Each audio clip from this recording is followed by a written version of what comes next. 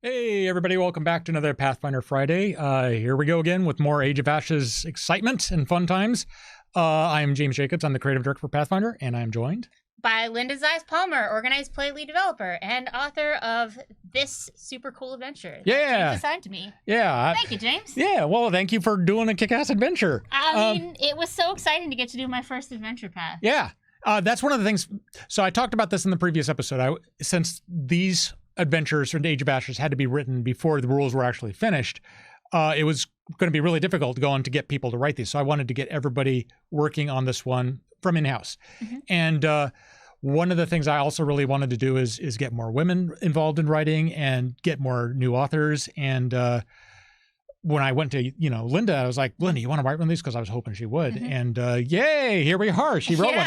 More to the point, she picked the dwarf one. I did pick the dwarf one. I'm sort of notorious about, I hate dwarves. That's not true. I like elves. That doesn't mean I hate dwarves. You can like cats without hating dogs, well, right? I mean, it was interesting because I actually hadn't really played a dwarf before until the second edition playtest, right. And I had not been as interested in dwarves. So when we were talking about, hey, who's going to write this, I said, I have a dwarf now, and I really want to get into this dwarf story. I want to flesh things out. I want to make things interesting. I want to make a dwarf adventure that's going to appeal to people who are approaching things from all sorts of different angles. And so that was one of the things that I was definitely looking at to do here, to keep enough of the traditional dwarven tropes to excite people who like dwarves, but also to introduce little twists in it as well.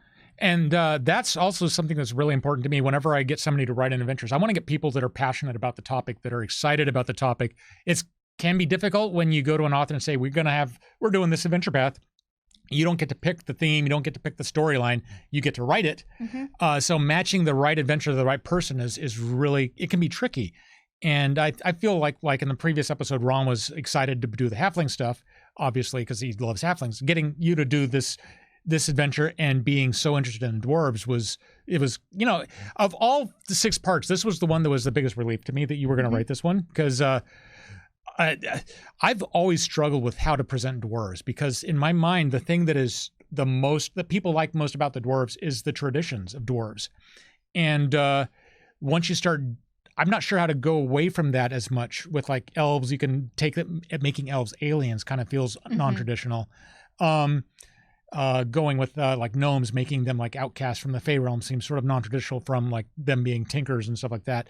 Dwarves have always been really kind of tricky for me. And I think to a certain extent, not doing much different with dwarves kind of is still a value because it keeps them familiar for people to want to play with them. But I think one of the things that, honestly, I think we've done really well is we've had women dwarves in a much more apparent role. I mean, we've got one on the cover right here. Yeah. And that's something in Lord of the Rings and all of this sort of an in-joke is like, oh, dwarven women live in rocks or something like that. So we never talk about them. It's like, that's dumb. Mm-hmm. Well, we certainly have Ilsa Embermead on the cover, who is a strong villain force in this adventure. There's going to be spoilers, by the way. Continue. Yes. Well, I thought you warned that in the beginning of the other one. Yeah. I did, but I don't know if this... Anyway, we will get into spoilers. The whole point of this is to talk about the Age of Ashes adventures. So, but yeah, Ilsa Embermead. Yeah, and then you also have Kelda Hadrig in the city, who is the leader of the city of Kevlar, the most powerful smith. I was looking to it, and especially a lot of these dwarven archetypes, the idea of the dwarven blacksmith being the old burly man covered in soot. It's like, well, you know what? You don't have to necessarily do things that way. Yeah, and just switching one thing out, like making that guy a woman. It's just, it makes it feel so much more interesting to me. So, cool stuff. One of the things that I mentioned in the previous show was going about the process of naming adventures, and how I usually get a couple of the 6 parts that I got the perfect names and all of that. And then sometimes I get adventures that are like, I don't know what to call this one. And this was one that I think you knew what the name was like months before I did. Yeah, well, because the thing is that it actually had different names and different outline materials that you sent me. Yeah, because I could never figure out what to call it. Which one you wanted. And like one of them was calling it Fires Down Below and stuff like that. But I really wanted to emphasize the idea of the haunted city, because that's really what captivated me about adventure too. And when you say like sometimes you give authors a lot of guidance and then you don't know if they're going to fit into that, like you gave me an amazing amount of freedom in writing this adventure. Like James's outline for me was about 2 to 3 inches long. And then he's like, and let's talk about other things. And I trust you from here. And that was just phenomenal to be able to develop from that point and to find a point of entry into the dwarves that I was interested in. And the city of Kevlar really, really captivated me there because Kevlar is a city that is both a place that is proud in its traditions to a great degree, but it's also a city that also really has to grapple with the fact that with the terrors of its past. It's a city that is surrounded by these powerful, magically fortified walls. And just outside of those walls, there is this basically horrible ruined city completely filled with undead made from their ancestors. So this idea that your ancestors are out there, but they're not necessarily there to guide and protect you. But they kind of are, because maybe they don't attack you quite as much. Maybe they won't breach the walls. Maybe they're also protecting you from what's down there in the Darklands. Yep. And maybe we should go out and fight them. But if we go out and fight the undead and we die, are we just swelling their forces? Yep. So this idea that there's been this constant cultural push and pull. And you also have a culture that's very focused on being able to defend itself, but that also is not hugely militaristic in its outlook. Yeah, it's one of the elements that you touched on a lot in there is the fact that dwarves do have such a strong ancestral veneration. I mean, their parents and their grandparents and their great-grandparents and all the way back. This element of tradition. Of course, if there's undead dwarves, they would have a different role in dwarven society than they would maybe in human society or elven society. And the idea that some of these dwarves who have been, undead for, hundreds of, or even in some cases thousands of years, and just have been living out in the hinterlands of the city, it's really a fascinating sort of thing to explore. So. I love the fact that we get to basically hear about this ancient king, and you get a lot of that stuff in fantasy genres and all that. It's like there was a king who ruled 10,000 years or 8,000 years or whatever ago, and they did this and they did that. And in this adventure, it's like, oh yeah, and he's over there. Don't make him angry because he's kind of tough. Yeah, exactly. And the idea that the history is still out there and the history is still something you can engage with. And I like too the fact that you have the politics in the dwarven city with the living dwarves, which is very cooperative. They have a council. They're focused on trade. They're working together. And then the politics out in Sagarak, the ruined city, is very much warring factions going against each other. It's based on who has the most power, who has the most influence, who can exert control, who can command certain areas of the city. So the contrast there between the relatively peaceful dwarven city. Of course, this is an adventure, so not everything is well in Kevlar. Nope. And the PCs are certainly the ones who are taking point on figuring out what isn't going well and why. Yeah. And another thing there too is with sort of this traditionalist underground society that they're not averse to outsiders necessarily, but outsiders aren't necessarily the first ones they turn to. But they also recognize the PC's power. So there's sort of this tension of the PCs earning their trust, but they're also, it's not an earning the trust type thing like the one you have at low level where it's like, oh, I don't know if you can do these sorts of things. Right. It's, are you going to be the people to handle this for us? Yeah, and it's something that you see a lot of. Another, when we're talking about fantasy tropes, is like the elves don't let anybody in their city. The dwarves don't let anyone in their city. That's fine if you're telling a story in which the characters are all human, because obviously they don't have these touchstones. But in Pathfinder, you can have elves and dwarves in your party, and it wouldn't make sense really in a setting like that where we're trying to promote this sort of diversity of just people working together, that they'd be so iconic in their isolation. And so it allows us to basically to lean on some of those traditions to a certain extent.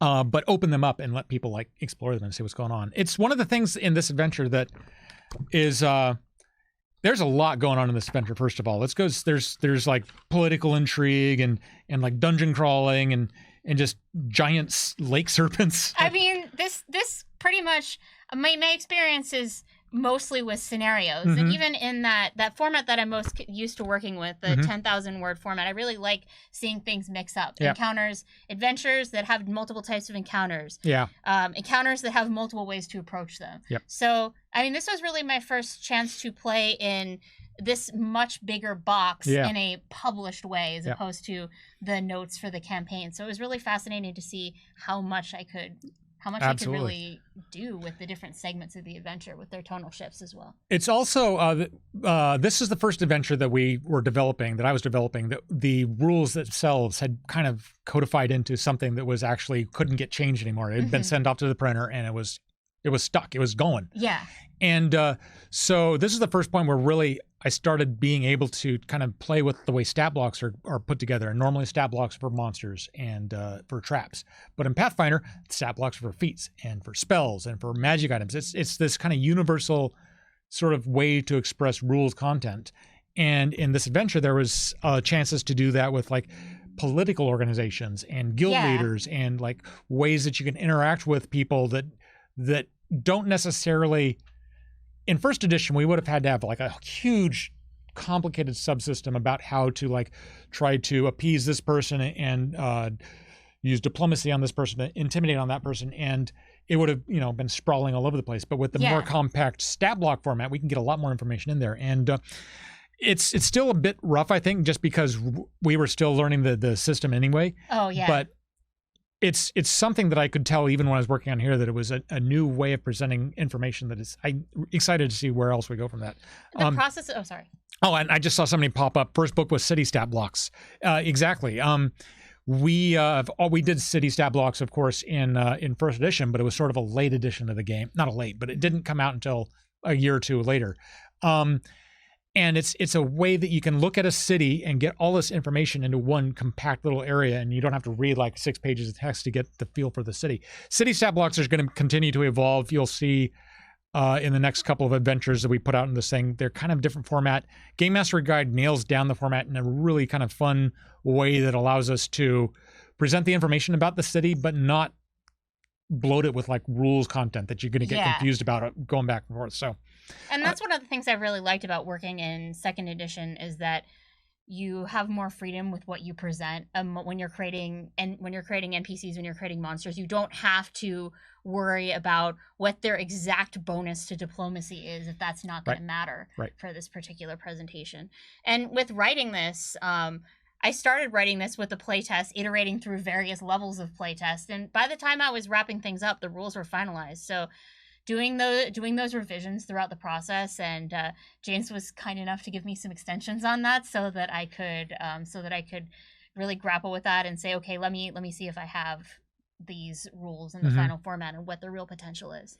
Yeah, it was tricky. Like writing an adventure for rules that you don't know are solid yet. It's one thing to say we want the new game to basically let us tell the same stories we used to tell, but we still need to know like what DCs this, that, and other thing are, and what the name of a skill versus the name of a spell, because a lot of those things change. So it was pretty tricky, and having everybody in-house made it a lot easier to kind of be, I guess, a bit more lax with deadlines, because everybody's in the same building, and I can just go over to your desk and say, hey, I know you're still working on the adventure. We need to start doing some art stuff for it, and how can we do this? And it was a lot more on one level collaborative.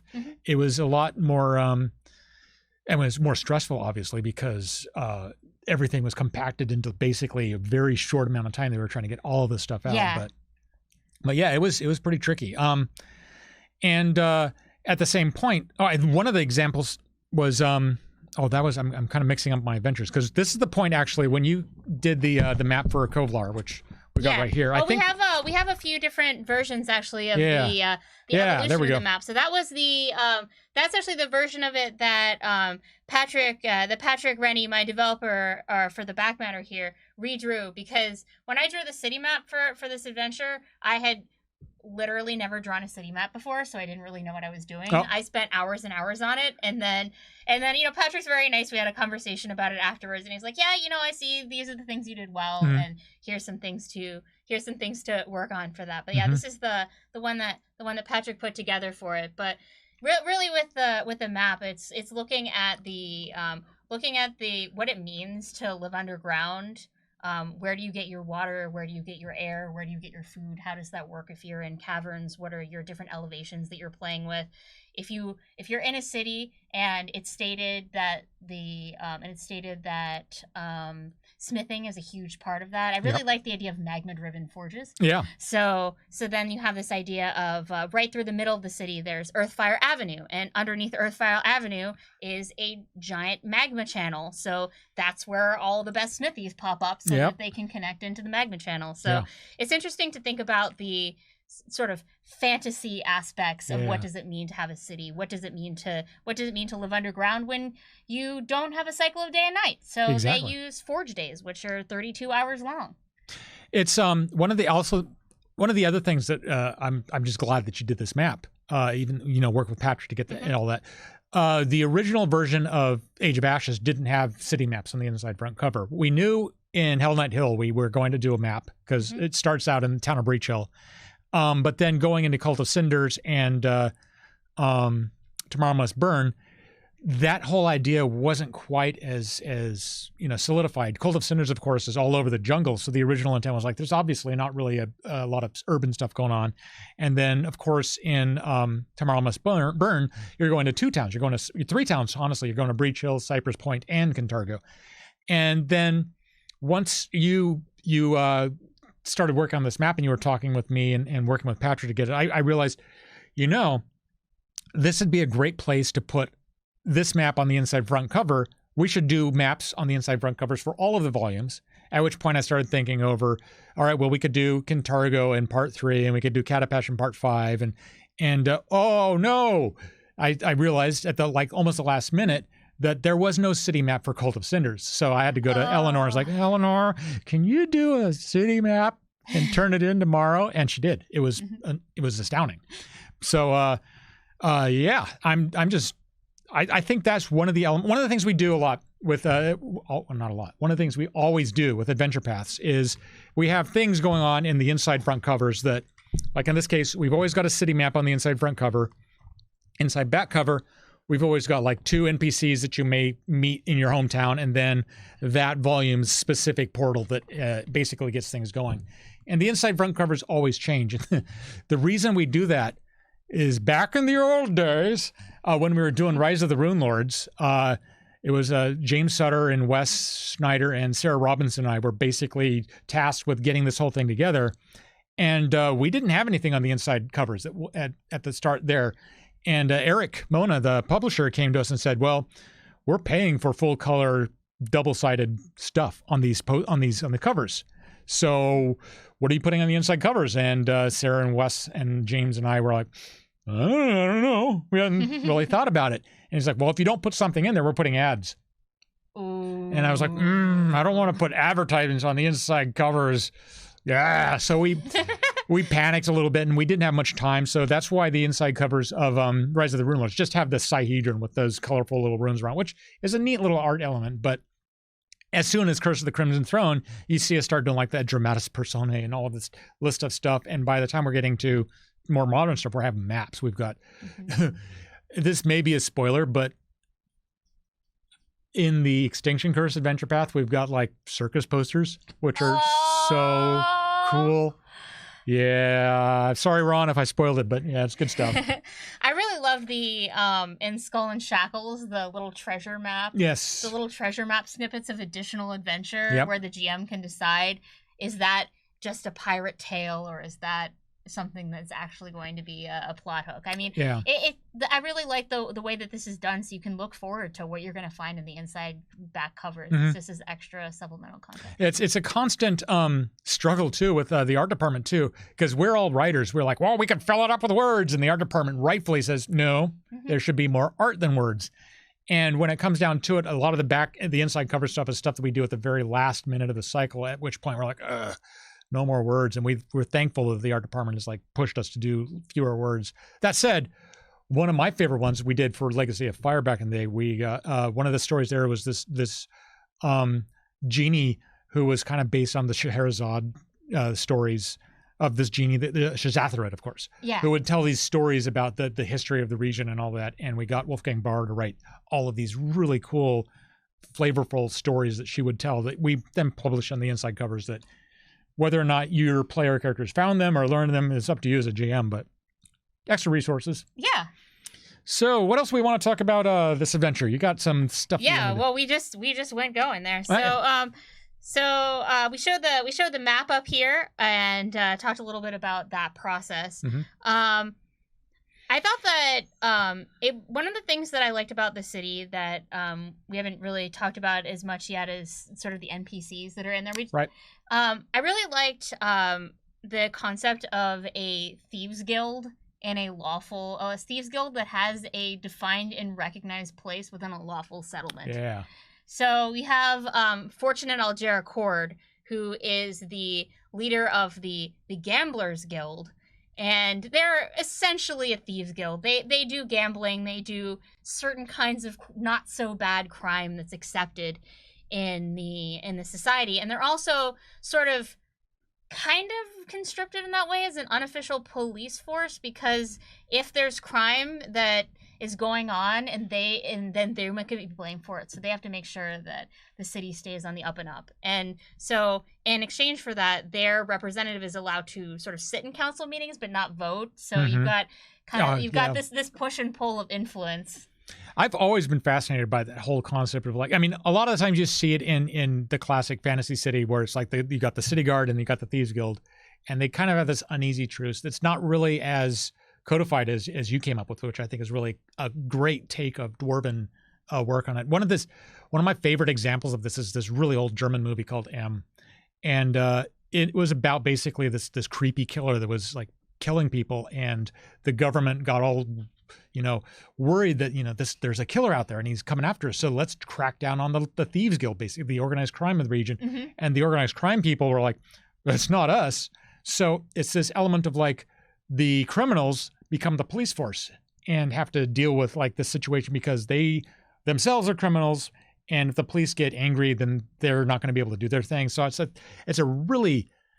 fascinating kind of a political kind of balance that really goes on. And the way that you built it in with this dwarven element of just everybody's lawful, because dwarves are all about being lawful. Of course they would have thieves in town, and of course they would ironically obey the law, sort of. So. Yeah. It's an interesting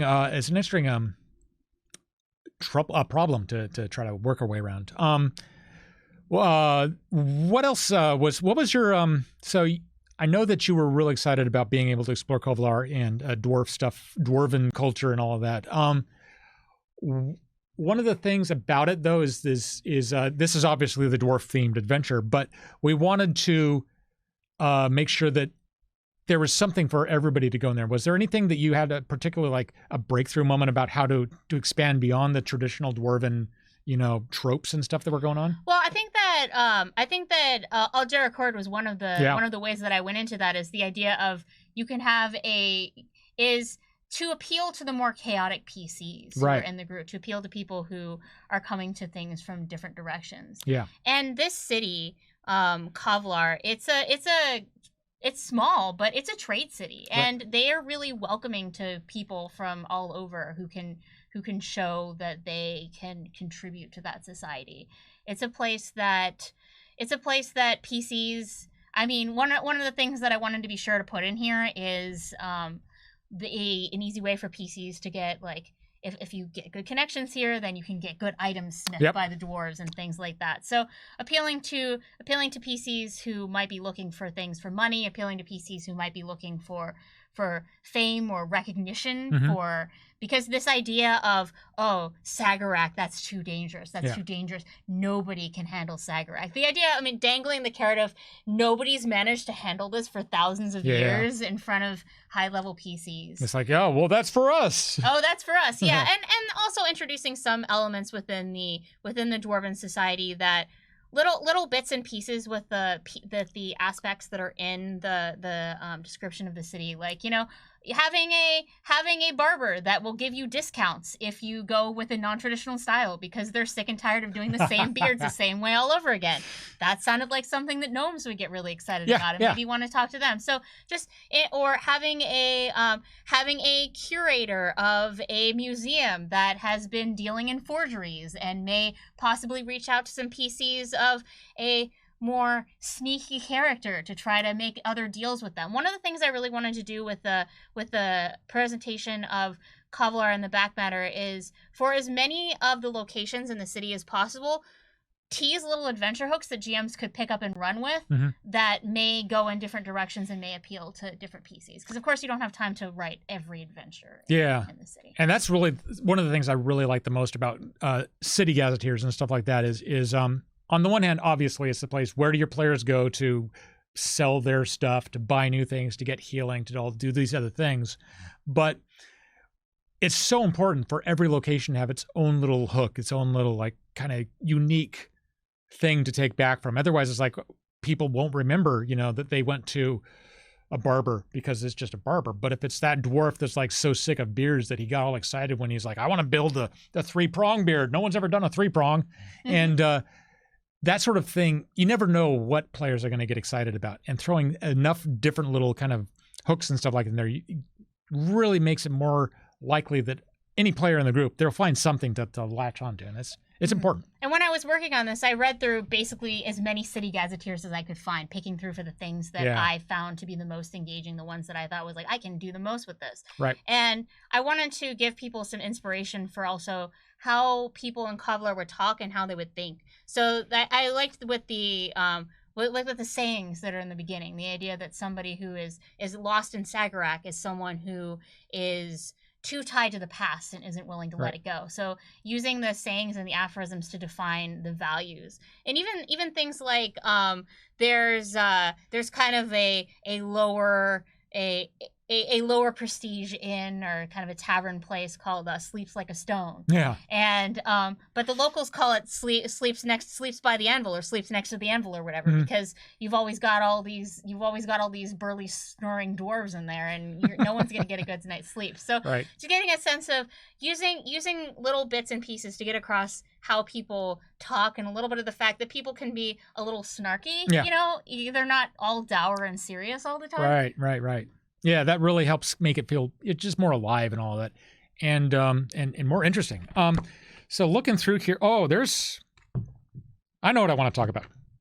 Oh, I mentioned in the previous one how we had been like experimenting with new ways of presenting the look of the adventure path, and for the first few volumes, it looks kind of much the same.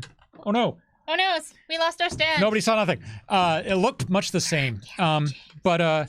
One of the things that we were able to do in this one, in the previous one, we talked about how we started splitting out the maps and having them be more like dynamic in line with the text. But with this one, we started doing stuff rather than opening with half-page illustrations. We started doing these much more dynamic full-page illustrations. Like here's the article on Droskar, when we were trying to outline this, I was like, we've never done anything about Droskar in 148 volumes. He was the first deity we ever published. That doesn't make any sense. So we got to him finally. But having a full page illustration like that really starts to, and then you can see the older version here where we have like just a half page illustration opening up an article. Going forward, all of these articles are going to open with these really big, beautiful full page illustrations that we can just do so much with, you know? Yeah. It's a chance for us to get illustrations of things that when you do a half-page illustration, it's really difficult to get, say, like more than 2 or 3 characters in that scene because it gets cramped. It starts to get really complicated. And when you get the full-page stuff, it's liberating, really, from the art side of things. I'm causing all sorts of mayhem here. It's all good. No worries. But one of the things with Droskar and not appearing in things before that I thought was interesting is that you have this iconic undead of Droskar, the Forgeburned. Yeah. And when I was looking into the Forgeburned, I realized Forgeburned was never in first edition Pathfinder. Yeah. It was in there we go. There's one. It was in Crown of the Kobold King. Yeah. And you open that up and it's got its grapple bonus. Yeah. So you went this whole time without actually bringing this iconic undead forth, and so it was really nice to be able to bring that in. Yeah, it's weird that we didn't do much with the Forged Burn beyond that. That was one of the first adventures that, for people that haven't gone all the way back, Crown of the Kobold King was Nick Logue adventure. And he came up with 2 new monsters because we always wanted to do new monsters. He came up with the Forged Burn, which of course are these dwarves that are, just agonized undead dwarves. And then he came up with the Slurk, which is this tusky, slimy, giant frog. And for whatever reason, the Slurk just stuck. No pun intended, because they're sticky. But and we had Slurks show up in a bestiary, but the Forged Burn, for whatever reason, just kind of just fell through the cracks. And being able to bring them back was kind of a fun little. It was a throwback, but it was also a point where it's like, this is a new edition of the game, but here we are still playing with things that we created in the very first Pathfinder brand. This was even before Pathfinder was a brand. Yeah. Very first module that we published. Just to let people know, even if in a subtle way, that we're still doing the same stories that we've been doing all along. Now that the game's out and we have a lot less of the fear and panic that we're going to do something weird with the game, it's not as important. But at the time, I think it was a really, really canny move. So yeah, and it was interesting because we definitely wanted them to be in here, but then they weren't nearly high enough level for this adventure. So then it was fun to get to play around in that sandbox of, okay, well, what's the base creature, and also what happens if you have to add 10 levels to this thing in order to make it fit in your adventure? Yep. What happens if it's if its chain is going to drain your life away when it grabs you? Exactly. What happens if all these sorts of things happen? But I mean, I think the Forged Burn is an interesting monster too, because the idea that you have this creature that has been cursed by Droskar to continue to toil to forge souls into a chain and bring them back to Droskar, and it will only be freed from its torment when it has enough souls. So if you defeat this creature and you take its chain away, it will stop at nothing to get you. Like this creature is going to come after you for all time. Yeah. Cool. Is any other things you wanted to cover before we kick over to questions? Or I think we talked about. I think we actually managed to cover a fair amount of it here. Cool. Because we mentioned Elsra. Elsra is our cover NPC, and because we know the Scarlet Triad is certainly out there doing their business. So, it's also nice in this one. One of the things I had fun with is the sense of that there are different layers of villainy and different forces that are acting against you that gradually get revealed as you go through the adventure. Yeah, I like that sort of slow revelation of like tiers of bad guys, I guess. Yeah. It's nice on something like Hell's Rebels, where it's like, the bad guy is Barzillai Throne, and he's on screen the very first encounter, just being a jerk, and you can spend the entire campaign like being against him. But at the same point, there's something to be said for like the satisfaction of like a secret society or something that is like kind of hidden away that people don't really know about, and you, the players, being able to figure out what is going on, and having something like this where you are basically marching your way through the leadership of the Scarlet Triad, one adventure after the other, not only gives your players a chance to feel like they're uncovering this conspiracy, which they are, but it also gives every single adventure a beat where you get a actual victory over the group. It's not like we have to spend 5 adventures to get to the bad guy. You get to this bad guy, you get to this bad guy, you get this bad guy. It doesn't feel like the stuff in between is filler, I guess, because you're always against some new imminent threat. And each of those imminent threats has a tangible way that it's going to make the world worse if you don't stop it. And you are the one who's got to stop it. Yep. Cool. So let's see if there's any questions from the chat room real quick. Either questions about this adventure in particular, or questions about the Age of Ashes. This whole thing is moving around. Or just generalized lore questions or anything like that. What is this question came up actually is the same person, I think. What is the best core ancestry and why is it dwarves? Reminder for Linda, Leshies aren't core. Yes, I know they're not core. Yet. Well, they're not in the core rulebook. Yet. I don't know what that means. You can't just say yet. Pathfinder 12th edition, they're core. Hey, no talking about later editions now. All right. Nothing. Nothing. Yeah. So, I think that I like what I like about dwarves is I actually really like their connection to their traditional culture and the way that we've been able to expand on that with things like the clan daggers and with things like the clan daggers and just the ancestry feats really letting you flesh out things. I mean, the dwarven. I know this is more of a mechanical thing, but just the Dwarven War Axe, the idea that you have this weapon that you can hold in one hand, you can hold in two hands, and you have a shield, so you're the defender who runs in cool. and smashes things. I'm playing a Dwarven fighter in a 2nd edition War for the Crown game, and we're up to like level 15 or so now. Nice. It's been super fun. My very first RPG character was a dwarf. And then you never played them again? So that first one, it was back in 5th grade, back in like 1982 or something like that, back in the dawn of time. And his name was Semage, because that's James spelled backwards. And that was like kind of the rule that our GM, my 5th grade teacher, was like, you got to spell your name backwards. And took us like half the year to figure out that King Scorb was actually his name. Anyway, so. You were 5th grade. Yeah, well, we figured it out. So I don't know why I picked a dwarf. Because the option was elf, human, or dwarf. And, I mean, it was fun. I know that I have to have played a dwarf since then, but because I've been playing games forever. I know I played a gnome named Claude at one point, and he had an arquebus, but that's not a dwarf. Anyway, if a player character is a dwarf, are they able to find little tidbits of content that only dwarves can find?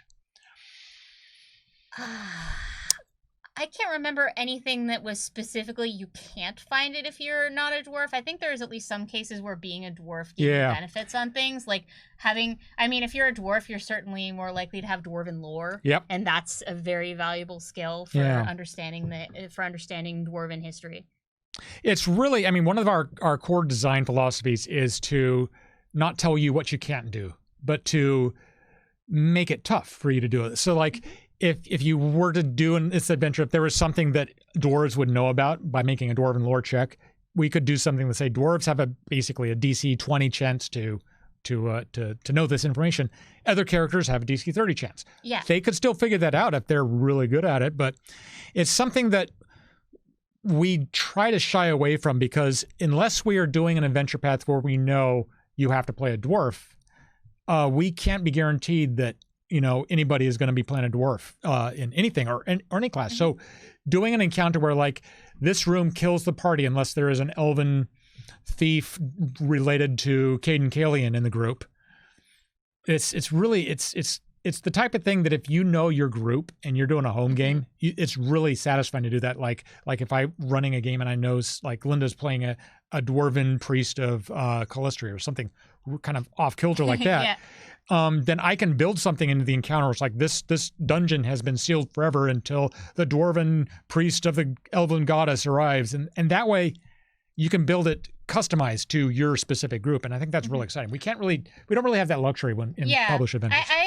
I like to see it more as the way that maybe you earn that extra comment or the extra nod of respect from the NPC or the extra look of suspicion. So, if you're playing a Kavlar doesn't really look too fondly upon the religion of, they're more traditional, they don't really look too fondly upon the religion of Droskar. So if you're playing someone who is openly a worshiper of Droskar and is going around parading that, then things might get harder for you. Whereas if you were clearly a cleric of Torag and you're interacting with people who are very faithful of Torag, that's going to give you benefits. But I really consider that to be a lot more in the domain of the GM who's sitting down and looking at their group and how the NPCs are going to naturally respond to that. And more so that it would be the role of the person who's making the adventure to help bridge the gap when there are likely situations where GMs might get stuck about how to integrate a particular type of character into a particular situation. I mean, the player's guides have certainly been phenomenal for that as a GM over the years.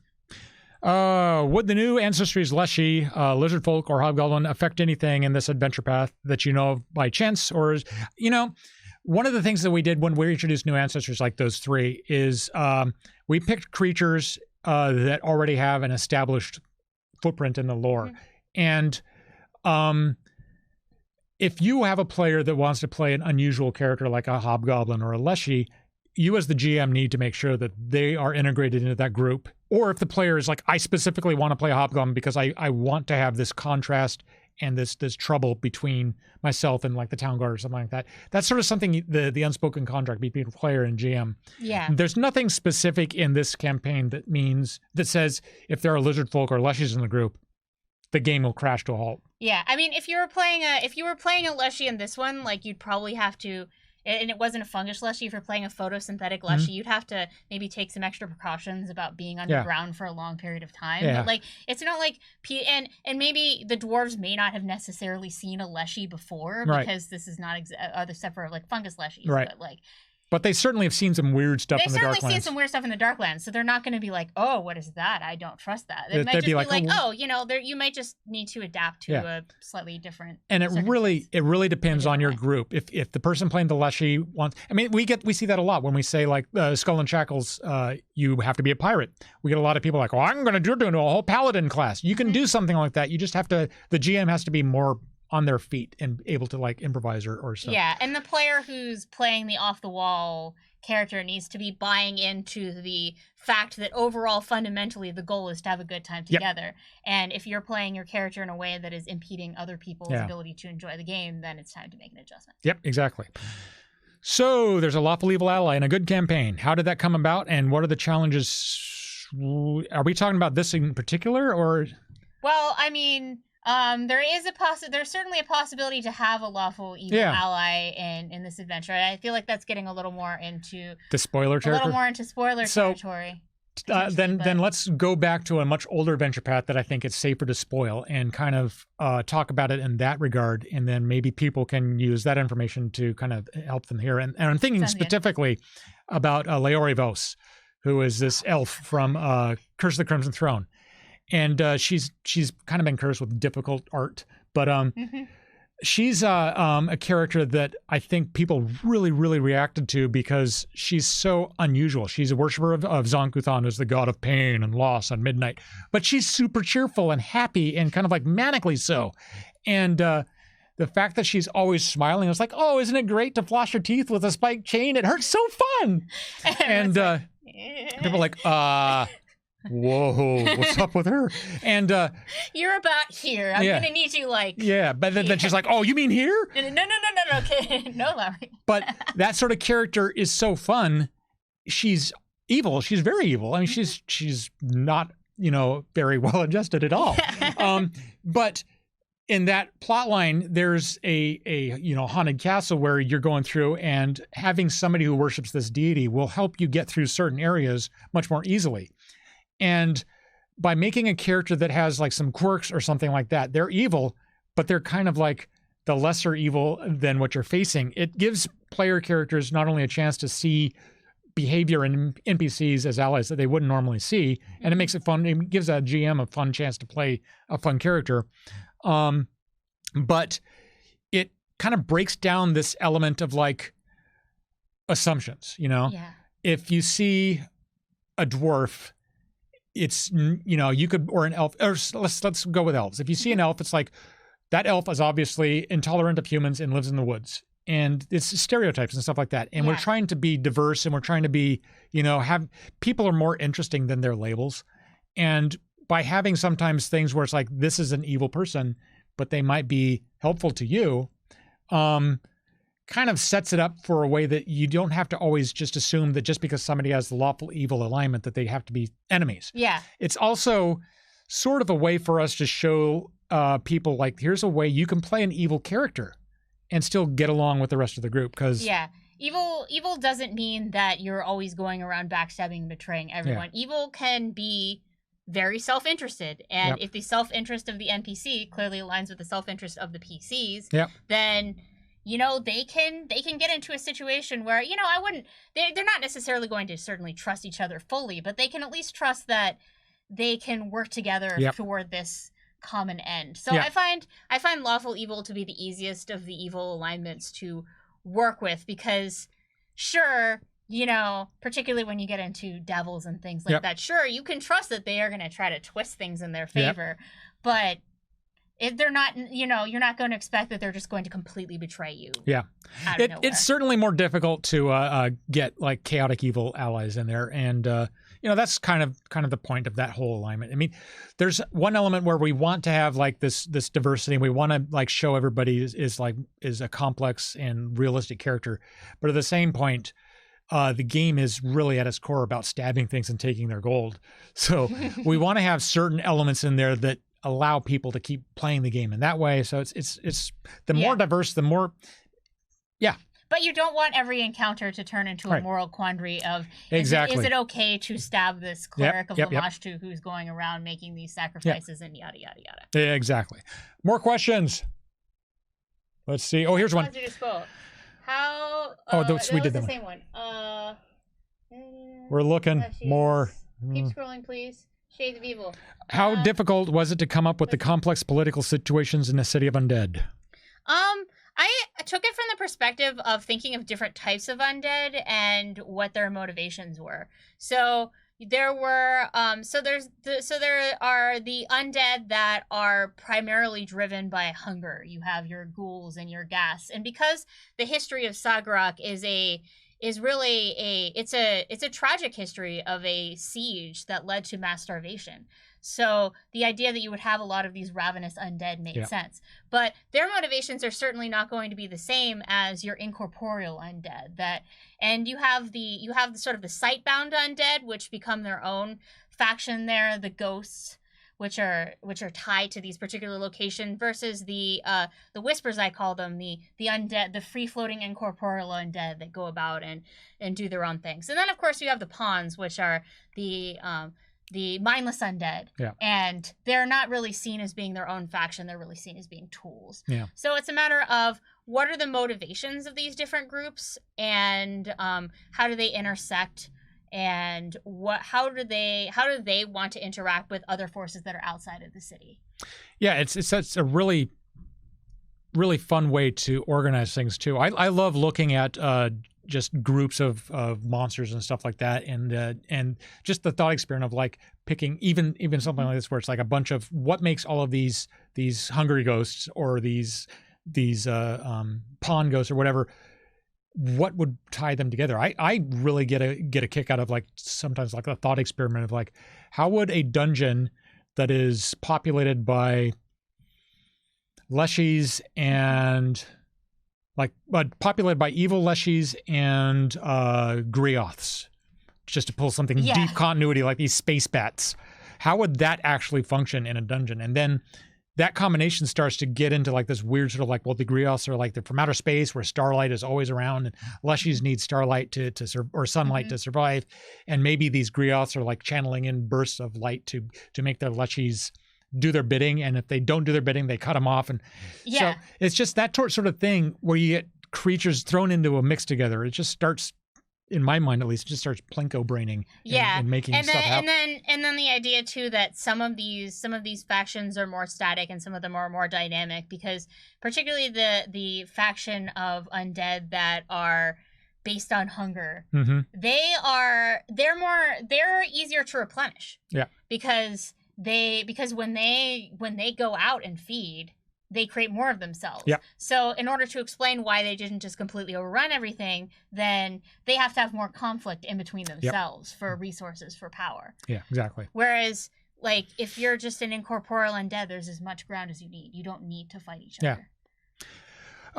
Did you ever want to bring up or connect back to the Breach Hill Citadel, since so much of the adventure is about rebuilding it, and the first module builds up an interesting cast there? The whole element of rebuilding Breach Hill and Citadel Osarian as your kind of home base is something that we started in the first adventure, and the whole point the entire time was to kind of let that kind of recede into the background and let player characters kind of build that up on their own. And then the payoff happens in the last adventure. So we'll get to that eventually when Luis and I chat about it. It was sort of something that we wanted to have in there to give certain player characters like their chance to help build Breach Hill into something of their own. but we didn't want to make it such a hard-coded element into the storyline that you had to do it because, again, this is a lot of people's first taste of Pathfinder, and we didn't want to kind of muddy the waters and say, this is the adventure path where you're fighting like slavers and dragons and building a house. Yeah. So it got a little complicated. Well, I think of it sort of like the sort of like in Kingmaker, where you have the kingdom building system that takes a larger role to start out with, but Right. then there's guidance for if you want to receive that into Yep. the background. And I think a lot of GMs, when they're running Kingmaker, they focus more heavily on the kingdom building to start with, and then as it gets more complicated, then things get more and more abstracted, and you focus more on the big features rather than how many graveyards did you build next to how many inns in this town. It's also sort of something that we're just sort of dipping our toes in. If people are really interested, and I could see us doing an entire adventure path where the whole point is not rebuild a castle, but we did Kingmaker before. I've thought in my head a City Maker one where you go into the woods, you kick out the monsters that live there, you build a castle, you build a town, and being a lot more micro than Kingmaker. I don't know. That could be cool. Was there any difficulty in matching the authors to the ancestry themes? Not really, because so to back up a little bit, when I was first concepting this, one of the things that I do when I do an adventure path is I just start thinking about themes for an adventure path. Like in this one, one of the big things that we'd been going on about was how there are now 6 very specific core ancestries in the game, and there are 6 parts in an adventure path. And then I started thinking, that's 2 things that are both 6s. We should have each one of these sort of feature a specific ancestry. And in particular, having the first one focus on goblins, because we knew that was a contentious point with a lot of players. We wanted to show how goblins don't always have to be, they can still be kind of wild and crazy. And people have been saying like this Skittermander's like peering through that halo there is kind of cool. But goblins, they're still awful, but they're still great. You could say the same thing about elves, humans, dwarves, halflings, and orcs. And gnomes, orcs, that was weird. And so we wanted to show that off at the start. But then going on after that, it wasn't that difficult. It kind of sorted itself out. Like you immediately said, I want to do the one with the dwarves. Eleanor was like, I get the Ukuja elves. Ron was all about halflings. And having played in now 2 campaigns with John, I knew he was going to jump on the gnomes. Oh yeah, totally. And that really kind of left it just really sorted itself out kind of well. So I guess we lucked out. More questions. Hi, I'm playing Emerald Spire, and my war priest is building an orphanage. Oh my gosh, and planning other things for Thornkeep. Because lawful good character, I did warn the GM that I like to do that sort of thing. There's a case. That's not a question. That's just somebody. That's cool. I mean, that's a good example. Actually, it's not a question. Yeah. But it's a good example about how a player wants to do something unusual that's not on script of the adventure. Talk with your GM, and the GM should find a way to incorporate that into the whole thing. There we go. What was the most challenging that's for Linda. What was the most challenging part when working on this book for you, Linda? Honestly, it was probably early on when I was just overwhelmed by the sheer scope of the project. And I was having trouble parsing it down into pieces and deciding where to start. Once I got a strong outline in of, okay, it's going to be this encounter, then this encounter, then this encounter, then this encounter, and then I'm going to do this, then it flew by much faster.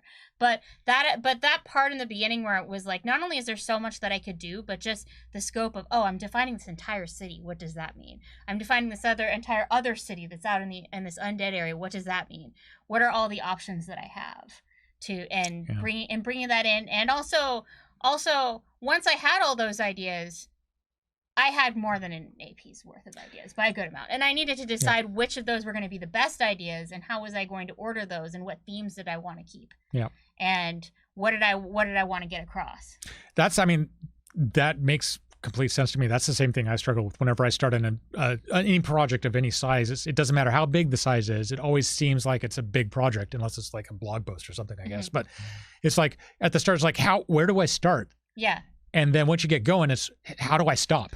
Yeah, I mean, this is a 45,000 word assignment. Yeah. And up until now, the longest assignment I'd ever taken was about 20,000. So this was more than double what I'd ever taken before. Yeah, there it's a very intimidating process writing and it's getting more intimidating because we're now that we're incorporating like the rules elements and everything into adventure paths, the adventure author is being increasingly asked to do more and more stuff. So Yeah, it's a tough thing, but well, I mean, it was a lot easier for me to have the words of the Kevlar article because the Kevlar article really helped me anchor a lot of other stuff to know. All right, let's establish this city, and at the same time, let's think of what the hooks are going to be. Yeah, it's a lot easier, and it was a circular process too. Yeah. Because sometimes I'd start writing things into the side hooks, and then I realized, no, actually, that's something I want to be a major thing in this adventure. That's something I want to be a main point. Let me go back and put in another side hook. Here's a fun question. Is there any plans to expand on the crystal magic themes introduced in the modules in the future? No plans at this point. And it's a weird sort of side element. One of the things that we had sort of a tough time developing on this one was that having Linda write the Kevlar article in the adventure obviously made for the Kevlar in the adventure to be more dynamic, but you weren't able to write the entire book. No. And so we had to have other authors write some of the rules contents and monsters contents and stuff like that. And as a result, all of this stuff is being written at the same time. And it's in an era where we're also developing the biggest book we've ever done. Yeah. And so there was a lot of, like left hand not knowing what the right hand was doing. And I'm the brain that is like kind of up on the hill looking at what the left hand and the right hand was doing. When this first came in, the archetype in here was a Dwarven rune caster. And that's a cool idea, but the article came in late, and I'd already ordered art for an Elven Crystalmancer or Crystal Caster thing. So I basically had to take that turnover and replace the word rune for crystal and do few little changes here and there. And as a result, it worked out pretty well. And there's also this established element both in the setting of dwarves working with runes and elves working with crystals. So it worked out pretty well, but it was sort of a panic mode thing. If people are into this stuff, then absolutely we'll do more stuff with crystal themes. And of course, you had a lot of crystal stuff going on in the caves at the start, which is why I initially thought it would be cool to have a crystal-based elf archetype in there. There's a certain in this first adventure, but I'm still kind of stunned that it came out as awesome as it did, because there was a lot of just like, we try this. We don't know how archetypes work, but let's try. I remember certainly just how you were around the office when this is coming out, and you're just the weight that I could just almost feel the weight of this giant ball of confusion and demands that was on you. And then as it started coming out, I could tell it was just look, this actually worked out really well. A lot of moving parts, but a lot of moving parts for sure. Yeah, absolutely. If people see something that we publish and they like it, that's to a certain extent, it's about us making up stuff, throwing it at the wall, and if it sticks, we do more stuff with it. So. Yeah, because we can't know what the people at large are going to stick to the most. And if we just keep doing the things we already know, then we won't. Yeah, we won't find the new things that people love. We probably got time for one more question. Looks like there's one down there about NPC galleries and giving suggestions for if PCs want to court NPCs. Where are we looking at? With Kelda's NPC gallery description, he had some specific suggestions about what would happen if a PC decided to court her. Is that something you like to do for NPCs you create? Or is that kind of squicky, says the question. So one of the things I really like doing in adventures and stuff that I do is of course, obviously we want to get diversity of ethnicities and cultures and genders and stuff in the thing. But I also like getting, bisexual or gay or agender or asexual or whatever, all of these different types of relationships and identifications, I think is just as important to me. And it's a tricky thing to pull off because you don't want to make it look like you're just trying to put people in as tokenisms and stuff. You want them to be real legitimate characters. And somebody's sexual orientation doesn't really matter if they're out there fighting goblins or looking for undead or doing stuff like that. Until it does. And so my kind of take on it is that, the way I've always seen it is unless we say otherwise, my assumption is that everybody is a blank slate. Yeah. And whether or not they're straight or gay or bi or whatever, it really, unless it's specifically important to the story, then the GM gets to decide that really. Mm-hmm.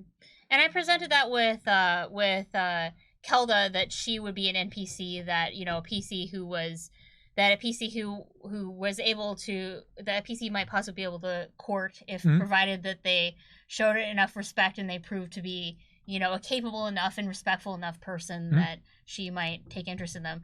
Whereas Ilsra, it's sort of like, well, if you're even looking at redemption, that's going to be... Yeah, that's redemption's another thing too that we do a lot of. We do a lot of that, and in this one, there's a lot of characters that can be redeemed and all that, and that's something we want to try to, you know, there's got to be characters that are irredeemable because that's part of being diverse, having a diverse cast of characters. Some of them can be saved, some of them can't be. It's really on one level, I like to leave it up to the GMs to decide that, but on the other level, I like to put things actually in there, like say this character is like this this priest of like in Sandpoint is a good example. With I specifically chose a paladin and to be have a husband, and the both of them basically be in a gay relationship, because I wanted to show in the very start that they're paladins, they're lawful good. That has nothing to do with the fact that they're also gay. Yeah. And it's just something that everybody at Paizo is really devoted to making sure that it's diverse. Anyway, so we're about out of time. Yeah, thanks for all the cool questions, everybody. Can you move that up just a little bit for me, Peyton? Yeah. Dragons and Things. It's live right now, and you can go check them out once we're done rambling on here. Thanks, everybody, for coming out to... Oh, we could ramble all day long. Oh, I know. Well, not all day long. Eventually, I'm going to get tired and fall asleep, but not for hours. Cool. Yeah, so stick around for Dragons and Things. We will be back we won't be back next Friday. I don't know what's scheduled for next Friday, but eventually we will be going on and having more Age of Ashes installments with John Compton and Against the Scarlet Tread, and then with Luis Loza and Broken Promises. Yeah. Oh, Pathfinder Society. So I started asking what's next Friday, and that's why I said I know what's next Friday. Pathfinder Society. It's going to be Perfect. Me and Tanya with a special message from Thirsty. Uh-oh. Special message. You'll just have to come and find next out. week. Whoa. And it's all crashing. All right, I think that's our cue to exit. Yep. Cool. Thanks, everybody. Thanks for watching, everybody. It's great talking with you guys. Bye.